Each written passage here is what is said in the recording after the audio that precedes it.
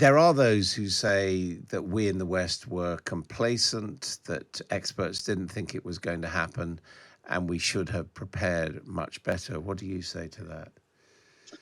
I think some of that is partially true, but most of it's not. So, for example, in the case of the UK, we established orbital training program for the Ukrainians from 2015. Americans did the same. And the sort of build-up of the Ukrainian forces from the original invasion of 2014 of both the Donbass and Crimea gave the Ukrainians far more resilience than the Russians expected. And I think those were the three strategic mistakes that the Russians made. Firstly, they overestimated the power of their own army. And of course, as you just said, Adam, expected to be some sort of blitzkrieg. The second one was they underestimated the fighting power of the Ukrainians. More importantly, the Ukrainian people, because it's not armies that fight wars, it's nations that fight wars. And since 2014, the Ukrainians have sort of woken to their own sense of nationhood. And thirdly, the Russians underestimated the Western response, which has been quite incredible, really. They thought we were really decadent after the withdrawal from Afghanistan and were busted flush, but it's been quite a coherent response and still ongoing. We saw that really this week with the Senate 1.7 trillion omnibus package, of which is another 45 billion for Ukraine, which will keep them sustained at least until September next year. General Chapman, how much credit do you think the UK can take for the role it's played in supporting Ukraine? Well, I think to be supported by both a P5 member, G7 member, G20 member, so someone who's still pivotal in international relations is quite crucial.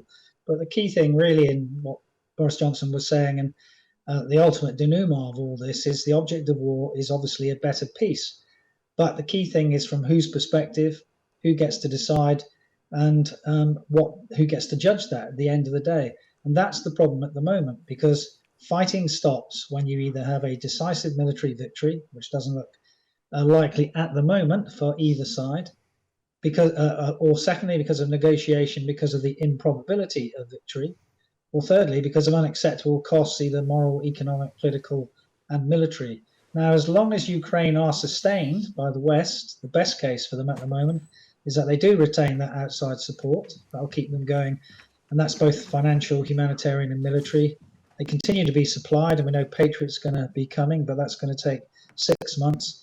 More importantly, that their people weather this energy deficit that they've got, because one of the things the Russians are trying to do is win the deep battle, and the deep battle is that which pertains to the population. If you crack that, then you generally will collapse. That's the same for the Russians on the other side. So as long as that occurs, and you have a Russian army which is demoralized, that's not a given as well with the mobilization, then you still have a best case chance for Ukraine when Russia agrees to negotiate on Ukrainian terms. Can't see it at the moment, but it might come in the future. General Chapman, I mean, unfortunately, that tactic in Chechnya and in Syria prevailed, didn't it? Yeah, it did. Generally, we would say that the total means multiplied by the strength of will gives you the power of resistance. But I agree that in this case, there's nowhere else for the Ukrainians to go. For Ukraine, fighting is not a wasting asset. If Russia stops fighting, war is finished. If Ukraine stops fighting, Ukraine is finished. Because I do believe this is an eliminationist war from a Russian perspective. We've already seen that sort of genocidal pretensions. And you've got to be careful when, you do like Rishi Sunak last week said he wanted a data-driven assessment of British support and how the Ukrainian war was going. Well, they tried to do one in 1969 when Nixon, when he came to power in Vietnam, fed in every variable into a computer about population, GDP, the number of tanks, number of aircraft, number of naval vessels, and asked the computer in the Pentagon, when will we win? And of course, the computer said, you won in 1964.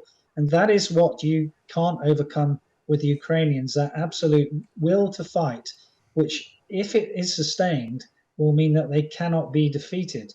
How you get to that better peace from either side's perspective, and of course from the Ukrainians' perspective, that means that their 1991 borders are back in play, and that they have their sovereign territory back. Whereas only yesterday Lavrov said that better peace from a minimalist perspective, from a Russian perspective is both demilitarization, denazification, which of course are mythical, but the elimination of the threat to Russian security, which didn't really exist, but including our new lands. So they're not going to negotiate or give up those oblasts that they have at least a partial foothold in Ukrainian territory.